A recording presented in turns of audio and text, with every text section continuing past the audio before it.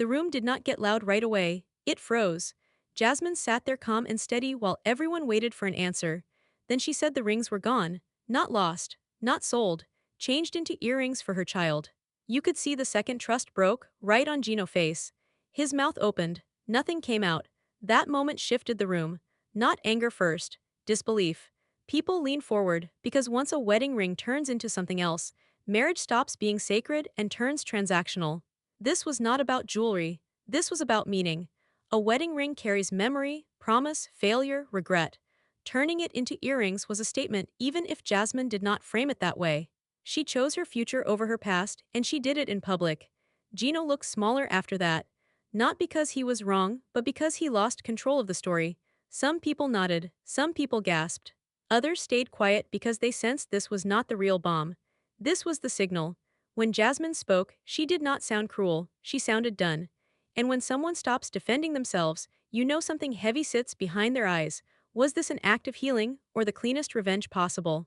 And right when you think this was the worst reveal of the night, the silence hinted at something else already waiting to surface, because earrings do not happen without a deeper reason. And nobody in that room had heard the full one yet. Before anyone sat on that couch, the mood was already off. You could feel it the moment they all stepped into the space. Smiles showed up late, hugs felt forced. Eyes kept drifting to the sides instead of meeting head-on. This group did not walk in as equals, they walked in with scorecards. Old grudges had not cooled, they had simply gone quiet, which is worse. Lauren and Elizabeth avoided each other like strangers on the same elevator. Cara and Guillermo looked fine, until you noticed how often they checked the room before speaking. Brandon tried to act relaxed but kept scanning for reactions. Alliances were already forming, without a single word being said. This is what happens when people argue for weeks in a shared house and then pretend to reset for cameras. Nobody forgets, they inventory. There was humor, but it was nervous humor. Quick jokes to lower the temperature. A few laughs that landed too hard, someone touching an arm and getting shut down instantly. That kind of thing tells you everything. Boundaries were raw. People wanted control of their image more than peace. And that need always cracks once the questions start. You could already tell this was not going to be loud chaos first. It was going to be quiet tension, then damage. Now rewind slightly. The house drama came first. Long nights, side conversations, people comparing notes. That is where the real tell all begins, before anyone sits under studio lights. Stories start to overlap, timelines stop matching. Someone realizes another person heard a different version of the same event. That is when trust begins leaking out of the walls. Pay attention to who stayed silent during those house moments. Silence is rarely neutral. Silence is strategy. Gino was one of the quiet ones. He spoke more when surrounded by others who supported him. Alone, he shrank. Grouped up, he stiffened. That pattern matters because confidence borrowed from a crowd never lasts once the crowd splits. Family absence sat heavy too. When a partner avoids introducing someone to their family, it signals distance before words ever do. People noticed, they whispered, they waited for someone else to say it out loud first. That waiting tells you nobody wanted to be the first target. And right there, long before the couch, the case files were being built in real time. As they finally lined up for the tell-all, everyone knew who would go first even if they pretended not to. You could see who rehearsed. You could see who planned to react instead of answer. The room felt less like a reunion and more like opening statements waiting to happen. That energy does not lie. What made this part dangerous was not yelling, it was expectation. Several people came in convinced they already knew the truth. Others came prepared to deny with confidence rather than evidence. That mismatch turns conversations into cross-examination fast. And here is the key detail people miss. Once a tell-all turns into a trial, nobody stays clean. Even witnesses get dragged. Even people who stay quiet get read into the mess. The moment one person presents receipts, everyone else starts checking their own pockets. By the time the cameras settled, this was no longer about closure. It was about who would lose control of the story first. All eyes moved toward the same couch without anyone needing to say a word. Jasmine and Gino did not walk into the spotlight. The spotlight dragged itself toward them. Rings came up again, because symbols carry weight when words fail. Jasmine did not flinch. She repeated the explanation. Earrings for her child. No apology attached. No emotional padding added. Gino stared forward like he was doing math in his head, and none of the numbers worked anymore. This is where reactions mattered more than speeches. Gino did not explode. He did not cry right away. He froze. Freeze responses happen when someone loses grip on the story they plan to tell. People around them reacted in layers: shock first, confusion next, judgment came last. The room shifted from listening mode into evaluation mode. And while everyone focused on the rings, something bigger slipped past unnoticed. Then came the pregnancy. A sentence changed the temperature of the room. Gino broke down. Tears landed hard and fast. Pain looked real. That moment deserves fairness. Grief does not need perfection to count, but the question nobody asked out loud sat heavy. Was the emotion about loss or control slipping away? Jasmine cried too, but differently. Her crying came with distance. She explained, she justified. She placed the blame without throwing insults. People question the tears without questioning the pain. There is a difference.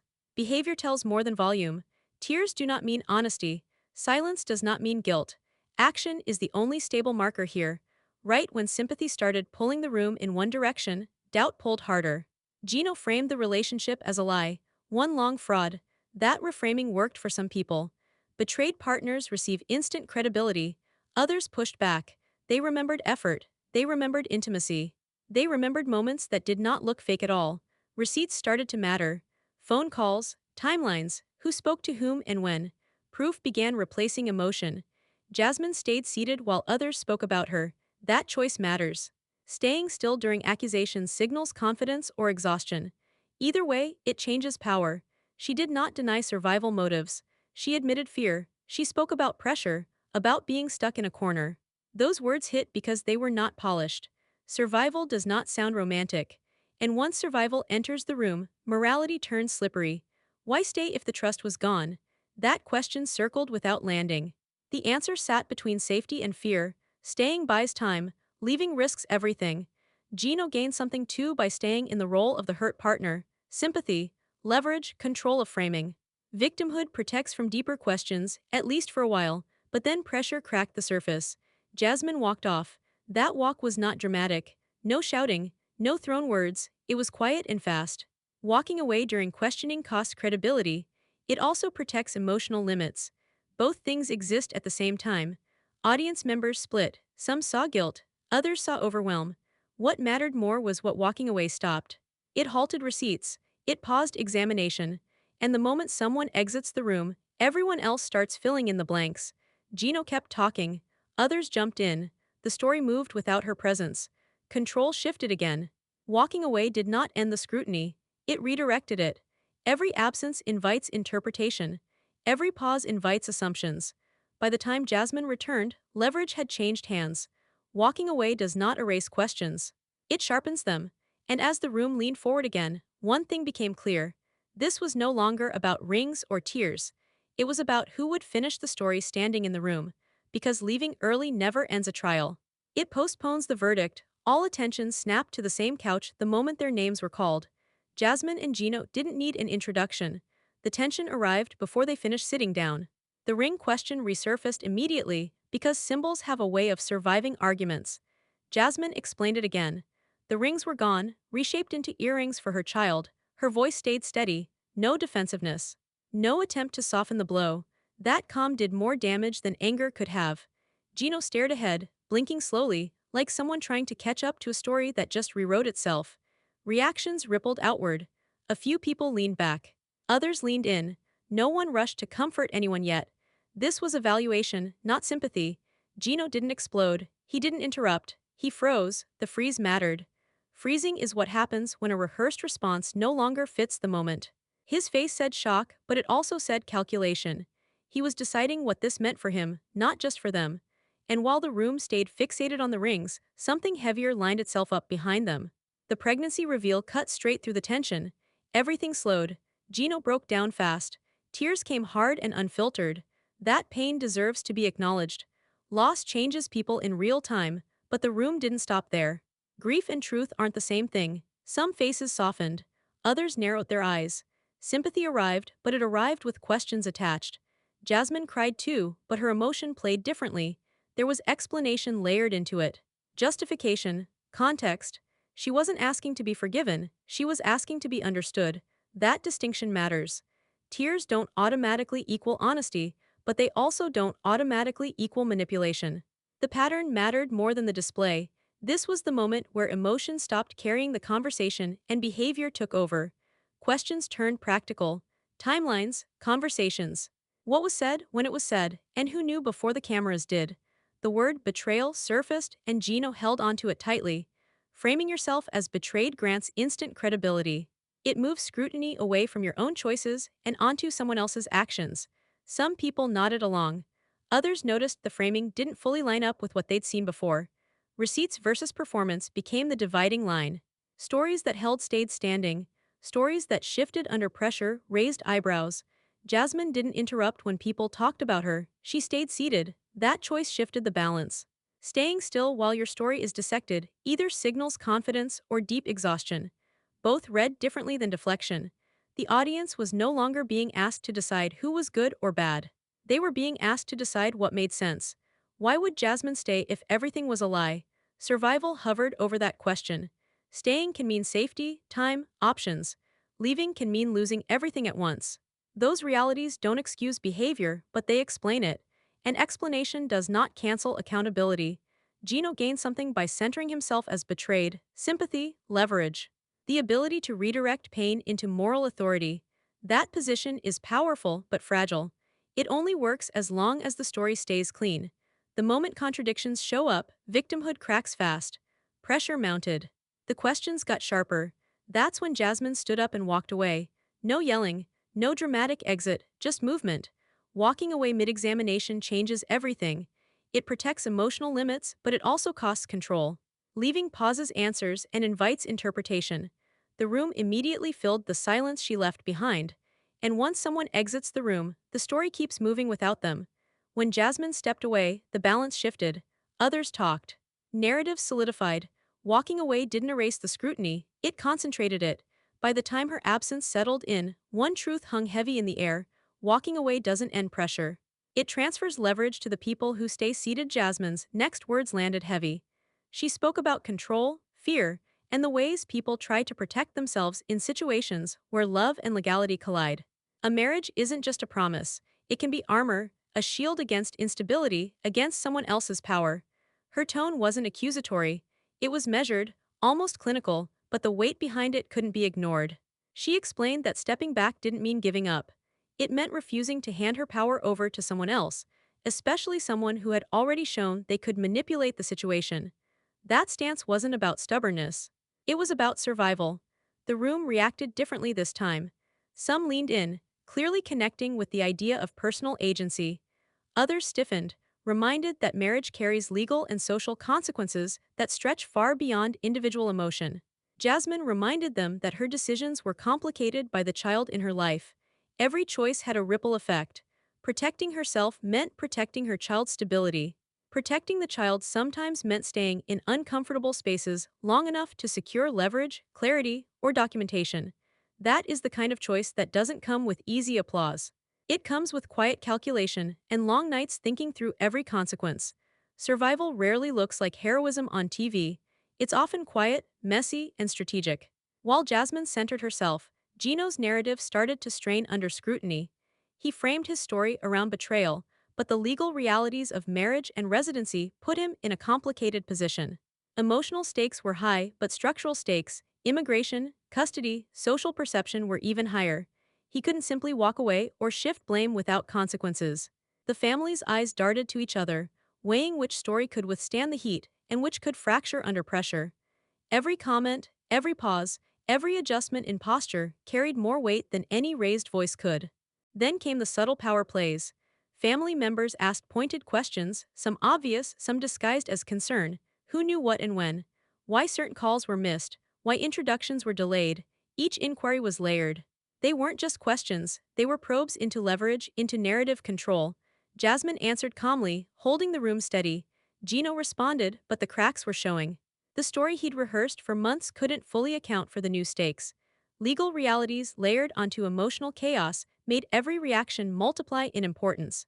Public scrutiny wasn't just embarrassment, it could influence residency, custody, and access to resources. For viewers, it raised an unspoken question. What would you do if leaving a marriage wasn't just an emotional risk but a structural one as well? If every move could cost safety, stability, or control over your child's life, What choice is really free? Power, fear, and survival intertwined in ways that weren't easy to parse. As the act built toward its close, hints dropped that Gino's family had more to say. Questions from the panel, tight glances exchanged, and subtle nudges suggested the next wave of revelations was imminent. Their version of events promised to challenge his framing and force the audience to reassess everything seen so far. Emotional manipulation, legal leverage, and protective instincts were now all colliding in plain view. The audience could feel the tension spike as they waited for the first blow to land. The final pause wasn't empty. It carried the weight of consequences, of unspoken truths, and of a family about to expose the fissures that had been quietly widening. Gino's story wasn't safe anymore. The room sensed it, and so did the viewers. What seemed like control was slipping through his fingers, and everyone in that room knew it.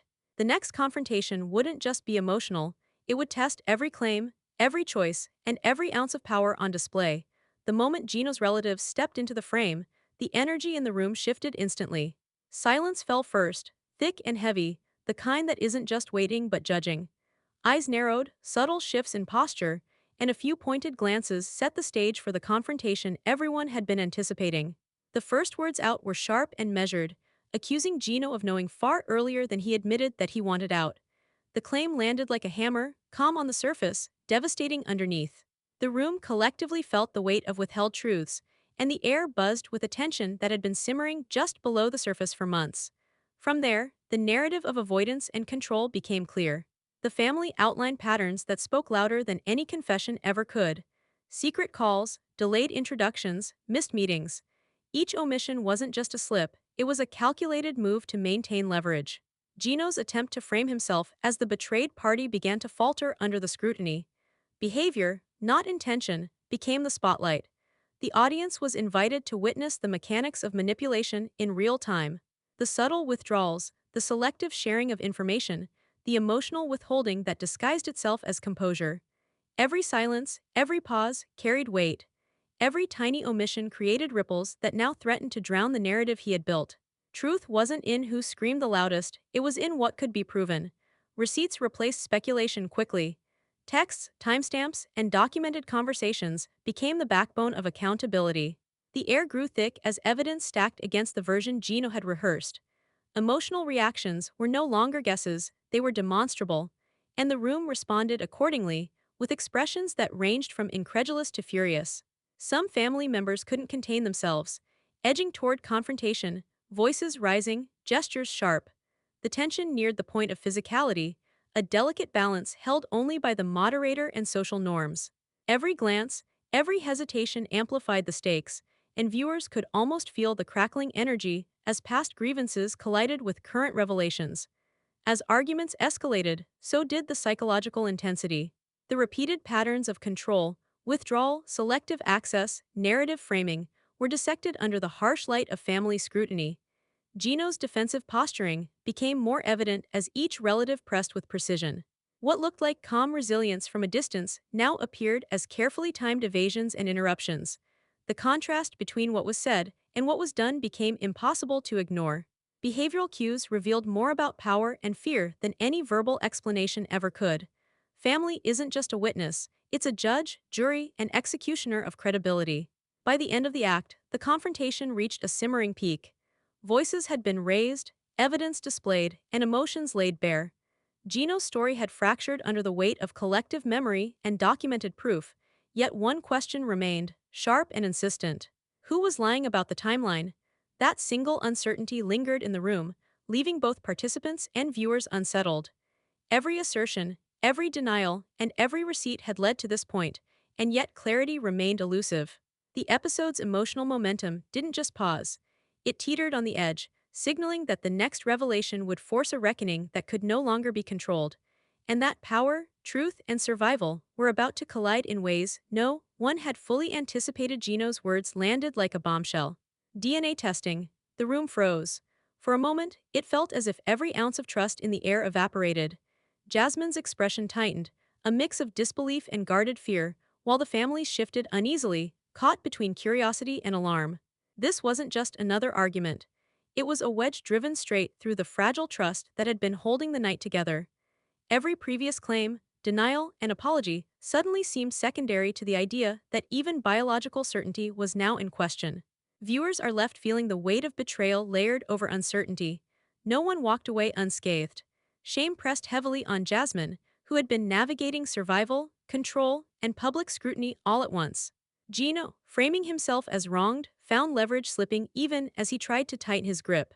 The audience was reminded that public judgment amplifies private fear, turning personal missteps into collective spectacle. Every emotion, fear, anger, regret, and defensiveness, intertwined, showing how tightly trust and power are linked in relationships under pressure. Watching this, the audience could sense the fragility of every connection on stage and the unseen consequences waiting just beyond the cameras. The fallout didn't resolve, it expanded. Alliances wavered, loyalties tested, and the sense of safety for some vanished entirely. The tell all had begun as exposure of lies, but it ended with the unsettling understanding that production could not protect everyone from their own truths. Next time, a hidden secret surfaces, one that no one anticipated, and someone loses their safety net completely. The tension is now palpable, trust shattered, and the stage set for revelations that promise to change everything. Every viewer is left asking, who will fall, who will fight, and who will finally face consequences they cannot escape?